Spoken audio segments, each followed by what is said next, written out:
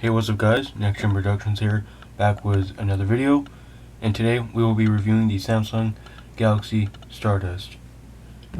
So here's the device. I have put the case on it as from the unboxing, and I did apply the screen protector. You can see that I didn't do a very good job, but it is on there though. So yeah. Alright, let's do this. The Stardust has a 4-inch display with a resolution of 480 by 800 and a pixel density of only 235, and that's only about 2 megapixels higher than the Coolpad Rogue.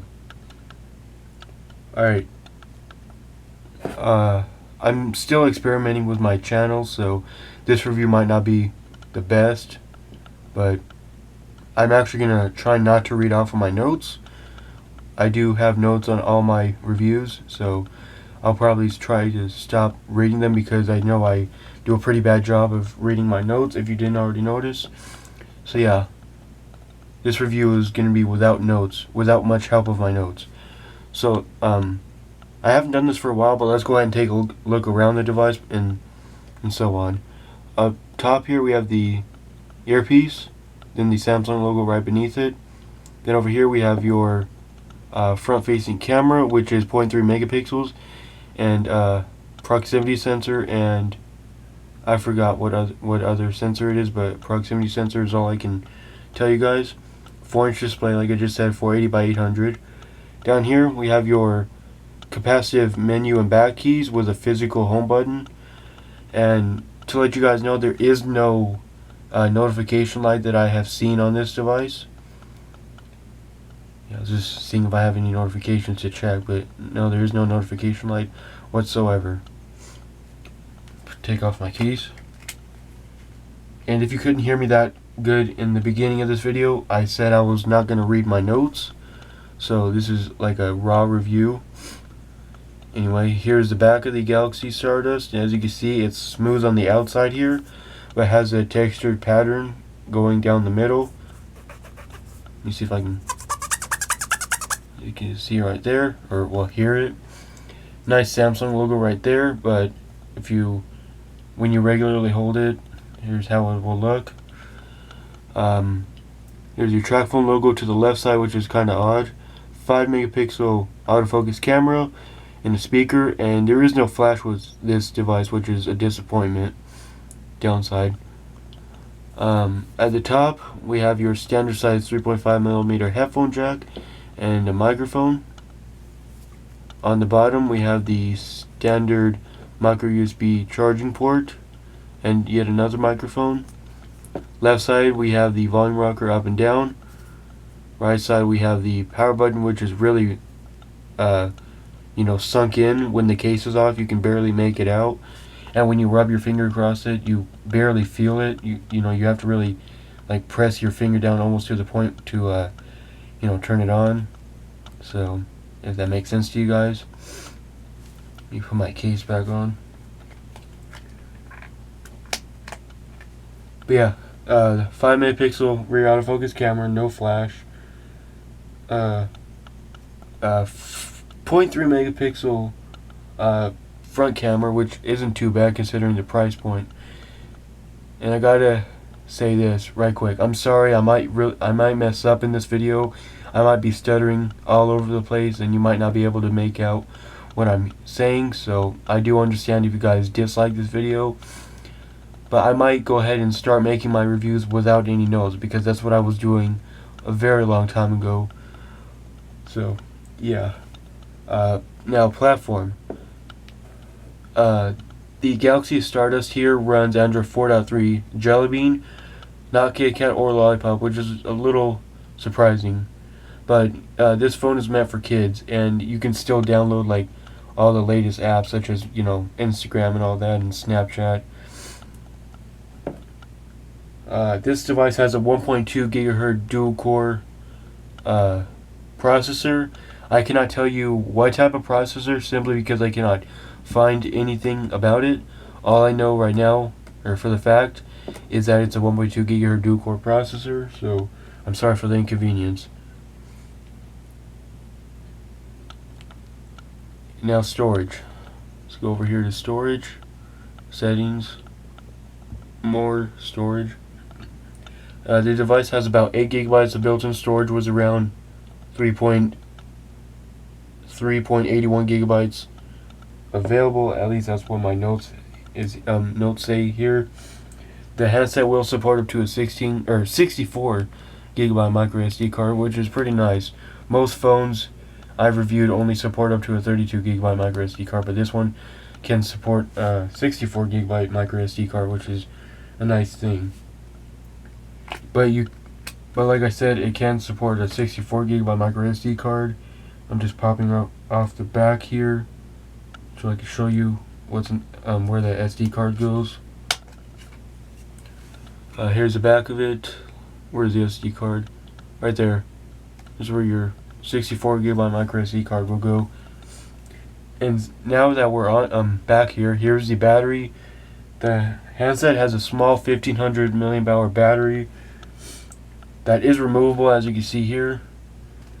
Battery talk time is 720 minutes with a standby time of up to 11 days, so that's pretty good. And so far, battery life with me has actually been quite nice. I haven't had to charge this device too much. I think I'm only on my I don't know, second charge since I got it, so that's nice. And let's go ahead and get onto the gaming.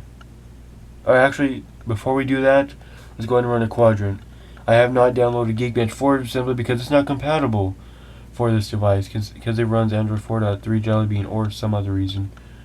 Let's go ahead and run it here. And yes, I will not be doing any jump cuts with this video, so it's just going to be full on one clip. And I guess that's good for me, so that way I don't have to take the time and put all the videos together and edit them. So, like I said in the beginning, I do realize that this video might get quite a bit of dislikes, but if I all of a sudden get about like maybe even up to 5 likes, that'll be surprising, because I already know I'm messing this review up. So far I know I'm probably not going to do this type of review again. The next review was notes, by the way, so I don't mess up, even though I try my best to read the notes without you guys thinking I'm reading anything. Alright, so Quadrant is already finished, which is quite fast.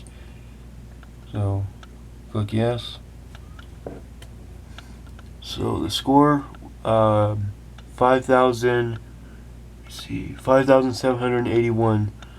Font is quite small, so I could barely make it out. CPU, see if we can make it out. This font is so small the camera doesn't want to focus. Okay, there you go.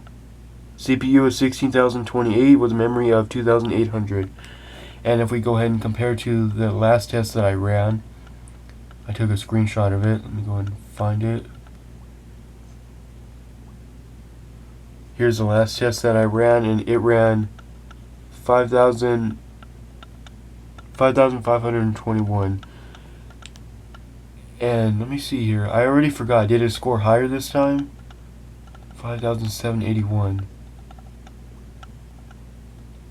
Yeah, it did score higher this time. So there you go. Oh. Yeah, see, you can tell I'm already messing this review up with unnecessary things. Alright, now let's go on to the gaming. For this demonstration I have downloaded Dead Trigger, so that should be interesting. As you know, Dead Trigger is a graphic intensive game, so yeah.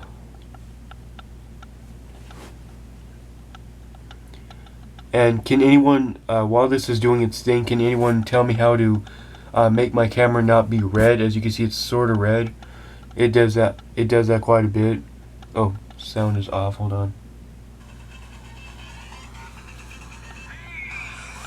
Usual Dead Trigger intro.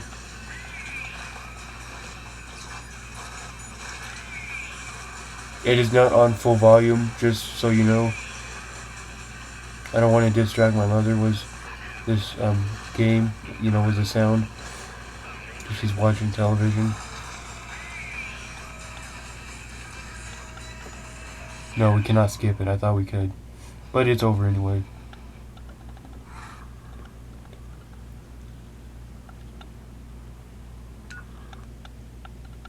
Alright, here we go. The graphics, as you can see here, don't look too bad. Considering this is only a $10 phone on track phone. You're getting quite the deal here.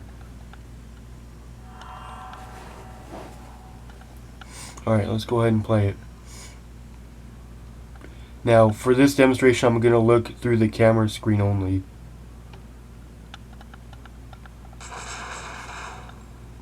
I'm not going to look off camera, so a little bit of lag, but as you can see, still very playable.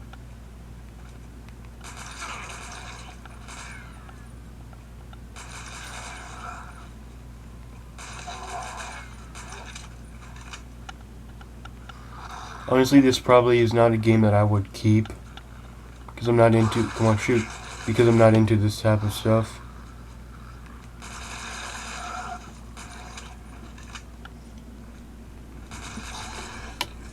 Trying my best to keep it in frame. But as you can see here, gameplay is actually really nice. Not a lot of lag, but it's still very playable. Now, I don't know about any bigger games such as GTA or anything. I don't know how those will run on here.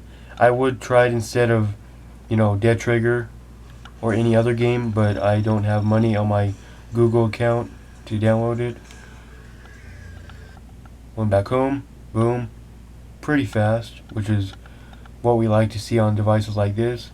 And if you can see here, it does have the Galaxy S3 you know, transition between screens, which is very nice.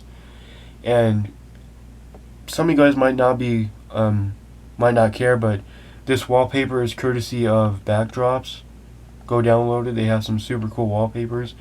No, I'm not a sponsor. But yeah, there's really not much bloatware on this device. The only apps that you do get is Glimpse and Norton Family Parental Control, because like I said, this is a kid phone. Those are to monitor your kids. So there's that. What else can we talk about? Let's go into the camera. I haven't went into the camera on any of my phones really in a long time. So here's the interface, and I think this resembles the Galaxy S5 you know, layout. Alright, so we have your previously taken photos and video right down here. Here's my last photo I took. I think that was yesterday. You have your toggle up here to switch between your front and rear camera. Your settings toggle. Over here you have your record button, then you have your photo button, then your modes. And rear camera, you get auto. You scroll through here. Night. Sports. Panorama. And sound and shot. Beauty face. So quite a decent selection of modes. Tapping the setting icon right here. Go and put it this way. Click it again. Hold on, let me see if I can do it. So as you can see here, photo size is 2560 by 1920, which is 4:3, 5 megapixels, and it goes down all the way to 640 by 480, which is 0.3 megapixels, as it says right there. Yeah, thought I said that incorrectly. Focus mode, got autofocus and, come on camera, it's just autofocus. Oh, and macro, okay, sorry. And then you have your metering modes. It's currently on center weighted, matrix, or spot. It's on center weighted. As you can see, the background is red. It's kind of annoying. And you can change your ISO to auto, 100, 200, or 400. I do not know what ISO means, so there's that. And then for your video, well, video size only goes up to 720 by 480 at 3.2 or 3 by 2. I'm sorry, I'm not good with cameras all that much. Camera features. Location tag on or off. Volume key. You can set the volume key to zoom, the camera key, or the record key. Currently have it on zoom. Timer. Off 2 seconds, 5 seconds, or 10 seconds. White balance. Auto, daylight, cloudy, incandescent, or fluorescent. Exposure value, you can change that right there. You go back in here. And by the way, I like to point out that I'm not happy with this review at all.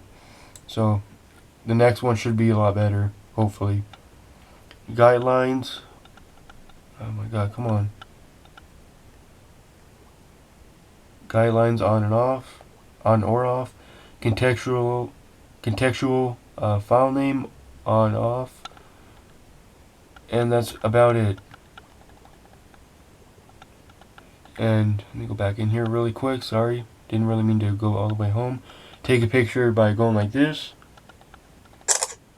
Takes a couple good couple seconds before it actually snaps a shot, as you can see here. See there? You can record by pressing the record button. It's currently recording. And as you can see down here, we can stop it, or well, actually pause it. Sorry. There you go. And then you can resume it, and then you can stop it like so. And it saves right up here when you're in this mode. But yeah, this device handles apps like Snapchat actually quite well.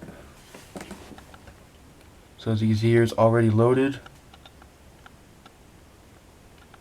I didn't mean to do that. As you can see here, I don't want to review my names or the people.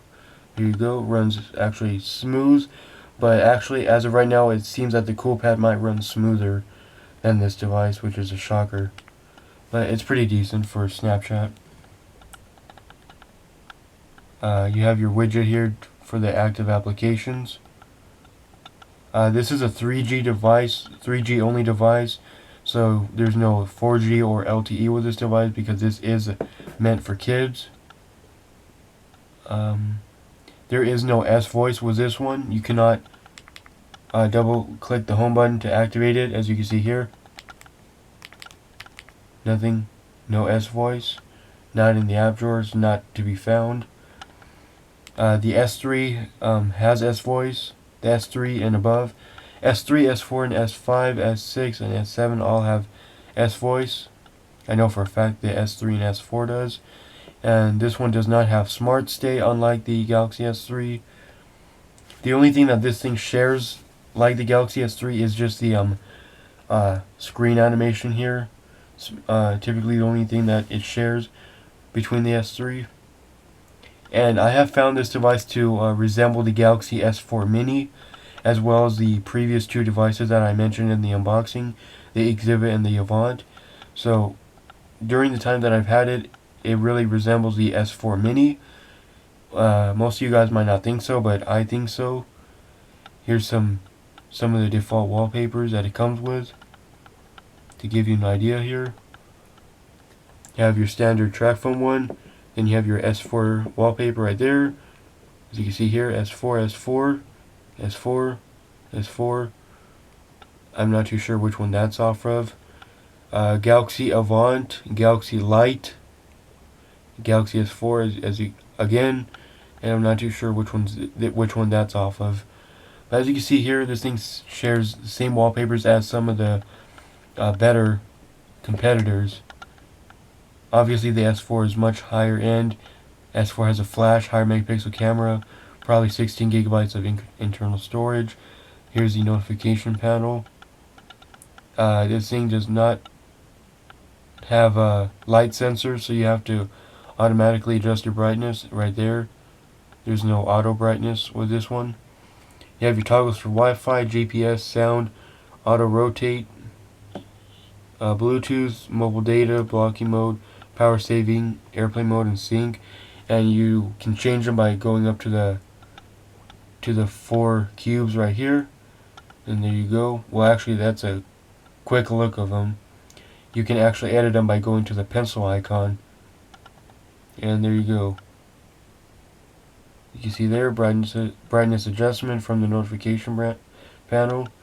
If I disable that, it's not there. So there you go. Set the quick setting buttons, and then you can customize here. I only have hands-free mode, removed, and these are the current ones I have there, like I just, read to you, just showed you. I constantly clear out the apps every time I exit an app, just because. And actually, I think I said 1 gigabyte of RAM, but this device only has 0.88 gigabytes, so not a full gigabyte. You can easily clear running apps just by tapping clear memory, and one application closed, but you can close up to 30 applications at once if you have that many running.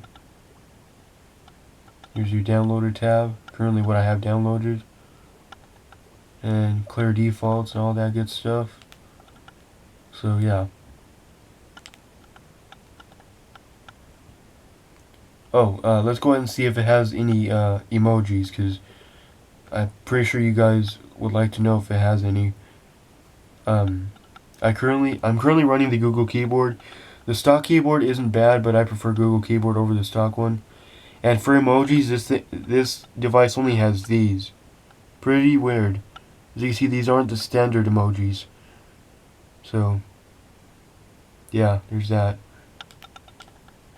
But I'm pretty sure you can download emojis from the Play Store. So it says the full Play Store. You can see right here. Boom, like so.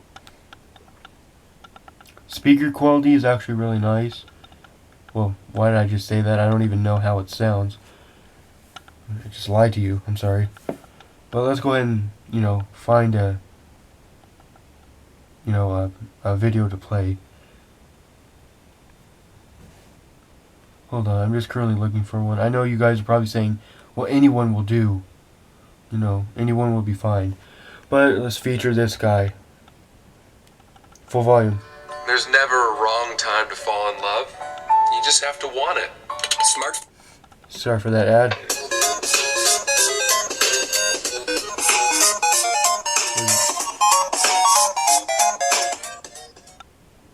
What is up, y'all? RJ here with CV Tech, and Not too bad for, how much this device costs. Pretty satisfying. Gets decently loud, and you can hear the video just fine. Alright. I'm thinking of anything else before I end this review. So, hopefully you guys won't have to hear this kind of review in the future, hopefully. Because I remember that I used to do my reviews without any notes. True story, but I did used to do my reviews without any notes back in the day. And as you know, those were pretty long reviews. And this one is too. It's only one clip. So it's not going to take too long to upload because I have a fast internet connection. So, yeah, guys, that pretty much does it for this review. Well, actually, I should say this terrible review. Whoa. So, I hope you enjoyed this awful review, and I'll catch you guys in the next one. Peace. Alright, why did I say that? Anyway, goodbye. Peace.